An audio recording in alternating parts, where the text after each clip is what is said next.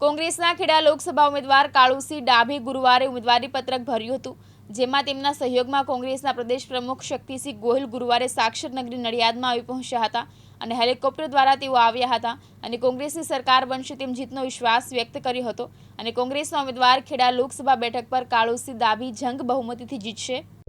હું સૌથી પહેલા તો મારા વહાલા ગુજરાતીઓનો આભાર માનીશ કે અમારા દરેક જગ્યાએ કોંગ્રેસ પક્ષના ઉમેદવારોને પ્રેમ, સમર્થન અને આશીર્વાદ એક જબરજસ્ત રીતે મળી રહ્યું છે। લોકશાહીમાં આખરે લોકો મહાન હોય છે। ભારતીય જનતા પાર્ટીને સત્તા વારંવાર મળી એટલે એવું માનવા માંડ્યા અહંકારથી કે લોકો તો અમારા ખિસ્સામાં છે, 5 લાખથી જીતી જઈશું। આ લોકશાહીમાં લોકોનું અપમાન છે અને આનો જવાબ એ ગુજરાતની જનતા આપી રહી છે। જનતાના પ્રેમ, આશીર્વાદ અને સમર્થન અમારા સાથે છે। ગેરંટીઓની વાતો કરે છે તો તમામ પ્રકારે ફેલ રહ્યા છે। રોજગાર હોય, ખેડૂતોની આવક બમણી કરવાની વાત હોય, કાળું ધન પાછું લાવીને 15 લાખ આપવાની વાત, જે પણ વાતો કરી હતી તો બધા જુમલા સાબિત થયા છે।